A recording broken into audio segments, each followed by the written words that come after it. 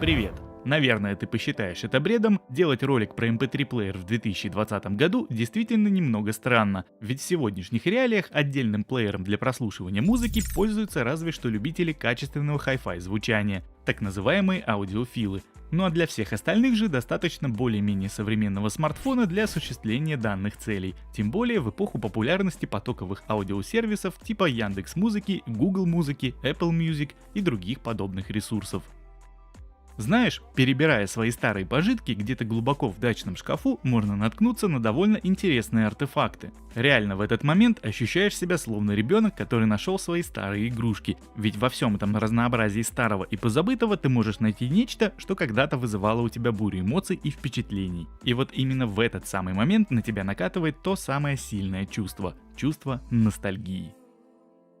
Старые гаджеты, какие-то предметы из прошлой жизни – все это так или иначе заставляет тебя вспоминать определенный момент времени. Взять, к примеру, даже этот винил. Я помню каждую пластинку, что покупал, когда только начинал свой диджейский путь. Было это очень давно, и сегодня история не об этом. В общем, наткнулся я тут в своих закромах на коробочку с яблочными плеерами, одному из которых уже больше 10 лет. Это легендарный, не побоюсь этого слова, iPod Shuffle второго поколения, аж на целый гигабайт памяти. И, к слову сказать, он работает до сих пор. Это именно тот самый плеер, который полностью поменял мое представление о качестве звучания. Ведь на самом деле MP3-плееры существуют уже довольно давно, но вот именно этот крохотный яблочный девайс на тот момент уделал все, что я слушал до и много что после его появления в моей жизни в плане звука. Мало кто со мной поспорит, что в свое время Apple совершили революцию со своим первым iPod'ом, как по звуку, так и по методу взаимодействия с самим устройством. Ровно как и на сегодняшний день, именно звуковая составляющая их гаджетов является одной из важных и лучших направлений, на которые они не забили спустя время и развивают с тем же успехом. Причем, сколько себя помню, я никогда не считал гаджеты от Apple плохими, да и сейчас я так не считаю. И пусть в моей жизни не было так много их девайсов, но все они были сделаны качественно и служили, а некоторые из них служат и сейчас исправно и до сих пор работают. Итак, перед нами самый простой iPod Shuffle второго поколения. Плеер-прищепка без экрана с кольцом управления на передней стороне и парой рычагов на нижнем торце. В середине кольца установлена большая круглая кнопка Play-пауза, ну а само кольцо умеет регулировать громкость, переключать треки, а также их перематывать. Рычаг на нижнем торце справа отвечает за включение-выключение плеера, а левый активирует функцию Shuffle, или так называемое воспроизведение треков в случайном порядке. Собственно, благодаря этой самой функции плеер и получил одноименное название. Весит девайс всего 16 грамм, что сделало его в свое время абсолютным хитом у спортсменов, в особенности у бегунов. В силу отсутствия экрана, автономная работа этого малыша по тем временам была весьма выдающейся – 12 часов без подзарядки. К слову сказать, кроме разъема под наушники стандартного 3,5 мм джека, в плеере отсутствуют какие-либо дополнительные входы или интерфейсы.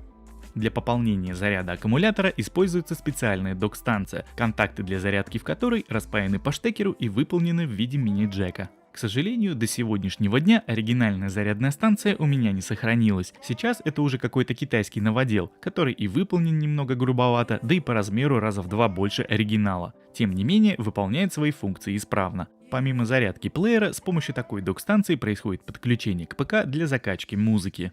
И тут у нас, наверное, самый неудобный момент для всех владельцев компов на винде. Закачать треки в iPod можно только при помощи iTunes. Это не всегда удобно, но в свое время оно того стоило. Ведь, как я уже сказал в самом начале, лично для меня в iPod самый лучший звук, который я когда-либо слышал.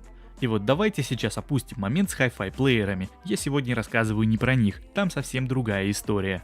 Итак, после долгого молчания я запустил свой первый iPod и в очередной раз поразился. Если честно, я даже передать словами вам не могу свои впечатления и эмоции, которые меня переполнили в тот момент. Все-таки звук по проводам — это лучшее, что есть на сегодняшний день. Да, беспроводные наушники меня, конечно, расслабили. Без проводов дико удобно и комфортно. Но вот качество совершенно не то. И тут, разумеется, немаловажная заслуга и самих AirPods, которые однозначно добавляют плюс 100 к звучанию. Но при всем при этом аудиочип самого плеера отрабатывает просто отлично. Тот звук, что попал ко мне в уши, я до сих пор еще не ощутил ни в одних беспроводных наушниках. Ну, разве что нечто похожее могут Sabot E12 Ultra в связке с моим смартфоном. Я лишь с ними могу сравнить этот эффект полного погружения, причем здесь у нас вкладыши. А Sabot, если кто не знает, это внутриканальные наушники. Вот настолько это сопоставимо именно в этом случае. В общем и целом, с данным плеером я проходил довольно продолжительное время. А вот следующим моим девайсом стал уже iPod Nano 7-го поколения. Этот аппарат совершенно другого уровня и другой ценовой категории, и он уже не такой старый относительно Shuffle. Но тем не менее и его сейчас больше не выпускают. Здесь установлен сенсорный 2,5-дюймовый экран с поддержкой мультитач и имеется полноценное меню. На борту установлено 16 гигабайт постоянной памяти, и звук в сравнении с Shuffle стал еще лучше. В середине под экраном имеется круглая кнопка Home, а на левом торце 3 кнопки. Это своеобразная качелька управления громкостью, которая в середине имеет еще одну мультифункциональную кнопку. Если на нее нажать однократно, то можно поставить трек на паузу или возобновить прослушивание. Двукратное нажатие переключает трек вперед, а тройное назад. Но помимо физического управления, всеми действиями можно управлять из сенсорного экрана. И тут уже кому как удобнее. Дисплей iPod Nano очень отзывчивый и работает шустро. Меню здесь подкупает своим старым добрым скевоморфизмом. Может, кто-то подзабыл, но когда-то и в айфонах было так. При желании в плеер можно закачать видео или фотоматериалы, но лично я этим никогда не пользовался.